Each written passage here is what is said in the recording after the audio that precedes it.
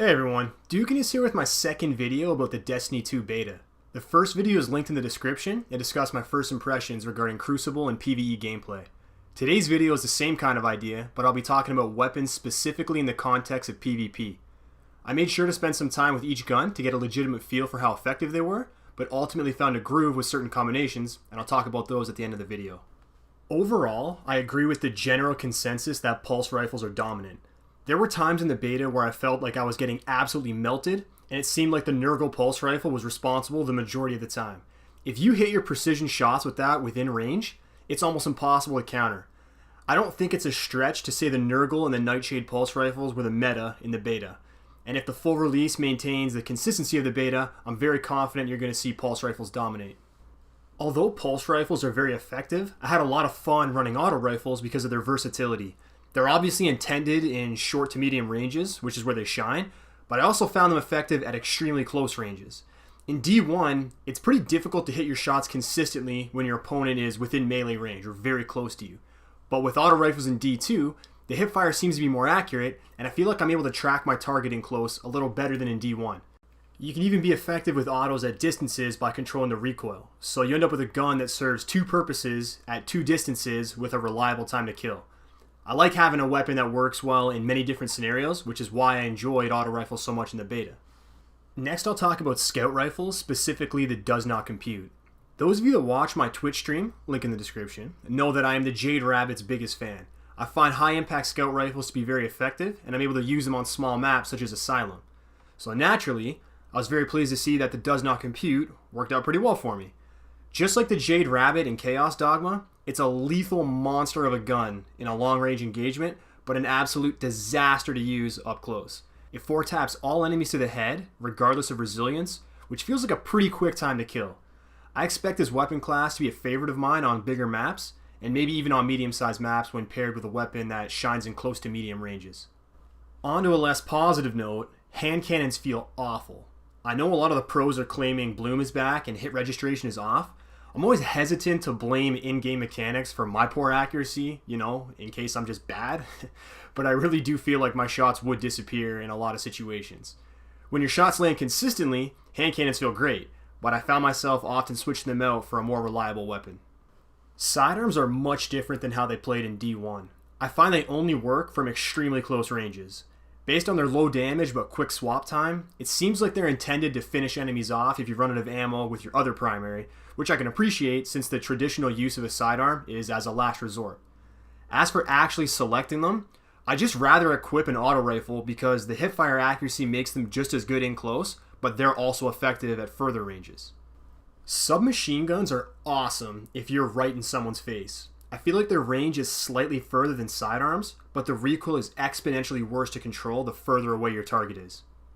I think these go well when paired with a pulse rifle, because pulse rifles are effective until your enemy is right on top of you, which happens to be exactly when SMGs become lethal. I stopped using my hunter pretty quickly for reasons I'll explain in another video, but I think using an SMG's hipfire when taking advantage of the hunter triple jump will be a good strategy, and I'm excited to give that a try in the full release. The last thing to cover is power weapons. Rocket launchers give very little ammo, and as a result, their kill potential is way too low to warrant using them. Grenade launchers are weak and also have a low kill potential, which explains why nobody was using them. Snipers are cool, but are tough to use on medium-sized maps, and the flinch is terrible. I will say, it's very satisfying to get a headshot with them, but we all know if you're going to go for maximum kill potential, you're better off equipping a shotgun or a fusion rifle, so we'll talk about those. I personally think shotguns are in a good place balance-wise. 4 shots seems fair, and the range is good, but not so good that you can 8 people without being countered. If you try to warrior a team that's paying attention to their feed and knows you're coming, you're going to get melted. Another reason I think they're in a good place is that I don't feel like I have to have it equipped when I get ammo for it. So in this clip, you see me pick up ammo, but then switch to my primary because the shotgun isn't effective in that scenario. I'll keep my primary out because that's the optimal weapon to use. If shotguns were unbalanced, I would have incentive to only run around with it if I have ammo for it. I tried that. It doesn't work. So shotgun shells don't make you a god. You can't say the same thing about fusion rifles, which are pretty broken in my opinion. And I say that objectively, comparing them relative to the overall time to kill. They've been compared to a god roll Saladin's Vigil on steroids, and I can't necessarily disagree with that. Not only are they better in D2 than they are in D1, but it takes longer for players without power ammo to kill you because of the reduced time to kill. So they've effectively received a double buff through the nerfing of everything else. 6 shots is more than enough ammo, considering it's easier to secure kills with a fusion rifle than it is with a sniper or shotgun, which give you the same or less rounds. You can charge and fire a fusion rifle before someone can kill you with a primary, even if they see you first. So for those reasons, they are hands down the best power weapon in the beta, and could not be countered unless you team shot. Now don't get me wrong, I'm not screaming nerf, and I know they may not be as good in the final product. I wish all weapons were as strong as fusion rifles, but they aren't, and that's why fusions stand out so much. I expect Bungie will see the numbers from the beta and make adjustments. And hey, if they don't make any changes, you've got your power weapon meta. There's no skin off my back. I'm not complaining about them, or any other weapon for that matter. I'm just calling it like it is, and I'm ultimately going to use the best available weapons at any given time in the full release. Just to wrap things up, I'll tell you guys my favorite pairings of weapons and what I was finding success with.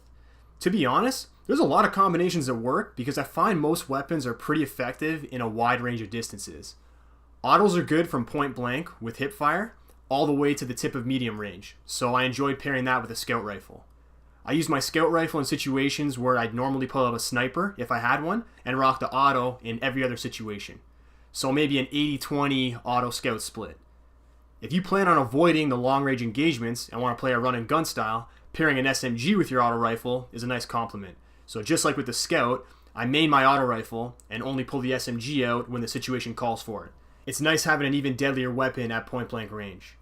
And lastly, I find SMGs to also complement a pulse rifle really well.